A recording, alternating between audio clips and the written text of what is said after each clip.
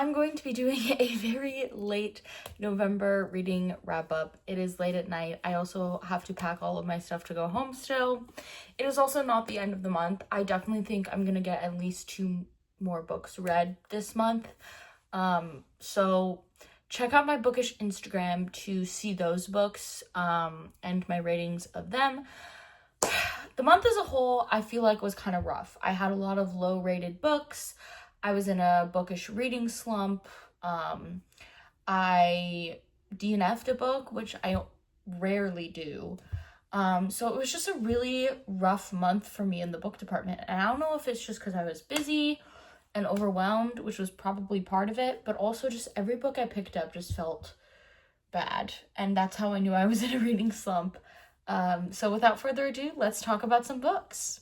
Okay, so one thing that I am doing this year is purging my shelves. And what I mean by that is I'm picking books that I've had for at least 2 years and rereading them and seeing if it's something that I would reread again or if I should get rid of it.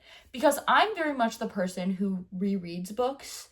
But if I own a book and I'm not going to reread it, then I'm just going to get rid of it because I'm trying to be sustainable about my book buying and my book shopping. So if I own a book that I know I'm not going to read, I don't want it to just sit and take up space on my shelf. I would rather give it to someone who's going to enjoy it and read it, which is why I usually go to half-price books and donate them there, or I'll put them in little free libraries around campus, or just anywhere I see one, but I usually just go to half priced. So my first purge of the year, well, actually I've been doing a couple purges this year, but my first big purge was the Infernal Devices trilogy. So I did my reread of these books in November. Book 1, I remember giving this book a 4.5 stars. Upon rereading it 2 years later, I think that this is the weakest of the 3. I gave this a 3.5 stars. I thought that there were moments where it moved very slow, and I still find the world really confusing. Even though I've read the full trilogy, it doesn't make sense to me. And I think if you're writing a trilogy, particularly a prequel trilogy, the world should still make sense. The person should not have to read all of these books in order to fully understand your world. They should be able to read the standalone prequel trilogy and have a general gist of the world. And I felt like I didn't get that from this. So this one was a 3.5. I gave Clockwork Prince such a bad rep the first time I read it. I believe I gave it 3 stars. This one was a 4.25. I was very entertained. I thought it was definitely better than the first, more entertaining. Yes, there is a little bit more filler in this one than the main plot, but I still really liked this. And then lastly, we have Clockwork Princess. I gave this a 5 stars the first time I read it. I gave it a 4.5 this time around. I do think it is the best out of the series. However, I don't think it is a 5-star read for me. For the series as a whole, I would say that this series is probably a 4-star series for me. I really love it, and I think the characters are why I love it. I'm still deciding if I should get rid of this series. I don't know if I would reread it again. I'm still kind of thinking and considering on that. Okay, then I listened to the audiobook of Aristotle and Dante Discover the Secrets of the Universe. I gave this a 3 stars. It was a very character-driven novel, which I don't typically love those. I'm definitely more of a plot girly. There are some character-driven books that I do like, but this one for me, I just think the lack of plot made me bored. I didn't really care that much about what happened. Like, it was a coming of age story, clearly, and there were moments that I did like, which is why it landed a 3 for me, but it's just kind of a mid book. Like, it was good. I didn't hate it, but it wasn't super memorable for me. Then I have a physical copy of this, but I listened to the audiobook version. I actually got the physical copy for my mom for Christmas. So Mom, if you're watching this, please don't look. But I read Everyone on This Train is a Suspect by Benjamin Stevenson. This is the second Benjamin Stevenson book that I've read, and I think this author just is not for me. I gave this book a 2 stars. I really did not enjoy it. I was not having a good time. Actually, that's not true. There were a few moments where I was like, okay, this is an interesting mystery, but I don't like his writing style. I don't like how he kind of reveals everything right at the beginning. Like, he doesn't reveal everything. He's very vague about it, but you spend the whole book thinking about these different things that he revealed. And I feel like it takes me out of the story and it doesn't let me form a lot of theories. And I love theorizing, particularly with mysteries. And just the main character that narrates these books really gets on my nerves. So I've just decided to not read any more Benjamin Stevenson books. But I know that this is a kind of book that my mom will love, which is why I picked up a copy for Christmas for her. Okay, then we finally picked up another rotation for book club. The last pick was back in June with Atmosphere, and I chose that. My dear friend Izzy chose the book for this month, and she chose Little Thieves. This is a YA fantasy. I gave this a 4.5 stars. I loved it. I thought it was really entertaining. It was such a cool concept. The magic system in the world was really cool. It had that found family element that I always love, particularly in fantasy. I just thought it was a really cool book. I loved the vibes. It definitely just like got me really excited to read. Like, I was in it. I was locked in. Okay. Then I picked up The Night Circus by Erin Morgenstern. Erin Morgenstern is the author of A Starless Sea, which has been one of my favorite books of the year so far. That book changed me. I am obsessed with it. I still think about it. And so I was hoping to get that feeling from this book. I did in a way, but I don't think it was as much. So I gave this a 4.5. I think there were definitely really cool moments. It honestly might even be a 4.25. I love Erin Morgenstern's writing style, and I will definitely recommend her books to literally anyone, but I did like A Starless Sea better. But my first 5-star read of the month was the audiobook of Wayward by Amelia Hart. I am obsessed with this book. I'm still thinking about it. I finished it about a week and a half ago, and it was so good. It's such a cool book and a unique book. It was not what I was expecting at all, and I just loved it. I thought it was so cool. It's very witchy and spooky, so I think it's also a fun book to read in October if you're interested in something like that.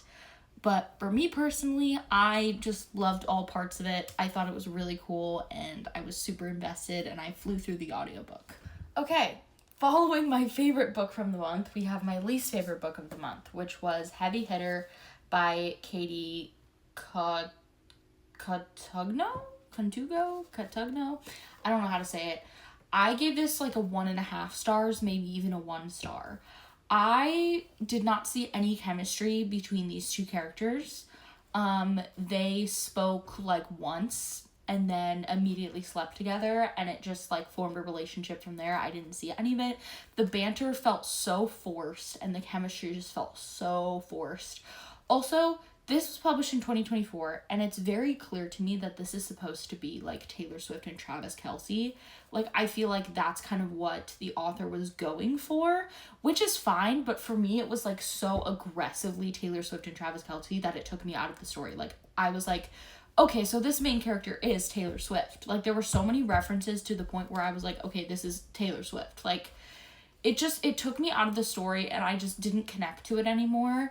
I'm fine if you like inspire things off of them or do little like spin-offs, but this one just was so forced, and it was so just overly them that I just couldn't get behind it. I will be unhauling this book, but if you're someone who likes just like simple sports romances, you might like this. But for me, there was too much spice, no chemistry, no build up to their relationship. It was very just rushed overall, and yeah, it just was not my favorite. Then I listened to the audiobook of The Lost Bookshop. I gave this a 2.5 stars, maybe even a 2. I was just bored. Like, there wasn't necessarily anything that I didn't like from this book. I just was bored. Like, I wasn't that interested in the story. There was one storyline, because you're kind of following 3 different storylines. There was only one storyline that I actually liked and like enjoyed following, which is why it got that 2-star for me. But the other 2, I just did not really care about that much. And I felt like I was just like racing to finish. Like, it wasn't clicking for me. It was not going well. And then we have my DNF, which is The Palace of Illusions by Rowena Miller. This is supposed to be a Nutcracker retelling, which I did not know. I started reading and I was like, oh, this is a Nutcracker retelling. I was very confused. I didn't really know what was going on, and I was also bored. I feel like that was my issue with a lot of these books, and I think it was just because I was in a slump, but just every book I picked up felt so boring. So this one, I want to say I got about halfway through, and then I was like, I don't know if I can muster the rest of the way through this, so I just put it down. I don't think I'm going to pick it back up, just because I remember when I put it down, I was so confused, and I genuinely was like, what is happening right now?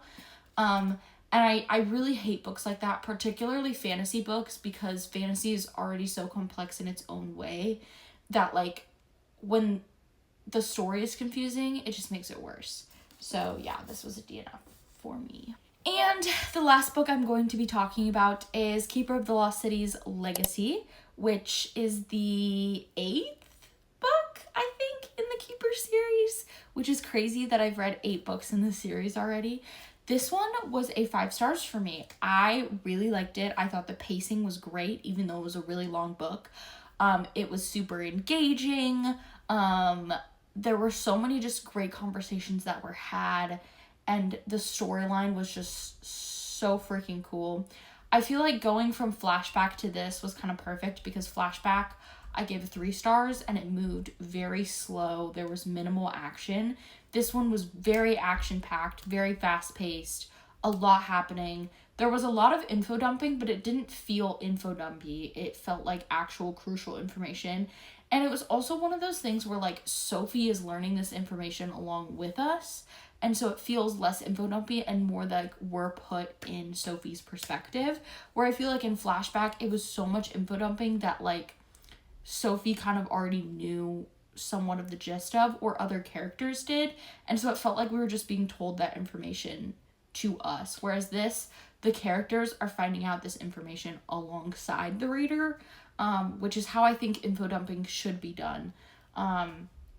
So I really liked this. It kept me engaged. I flew through it. It was like an 800-page book, 900-page book, and I read it in like 2 days, which is kind of crazy. But I was so locked into that plot line and that storyline. So that is everything I read this month. Thank you guys so much for watching. I post bookish videos every single week, so make sure you subscribe so you don't miss any of those. Give this video a thumbs up if you enjoyed it, and check out my social medias in the description box below. I have Vlogmas coming up, which is so exciting, and then I'm also going to try to post every single day on TikTok as well throughout the month of December. So if you want to see those, make sure to check it out. I also have a bookish Instagram, and I post 12 days of Bookmas on there.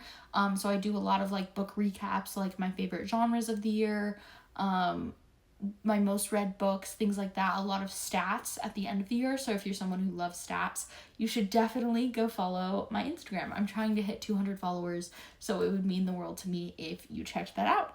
Thank you guys so much for watching. I'll see you in my next video.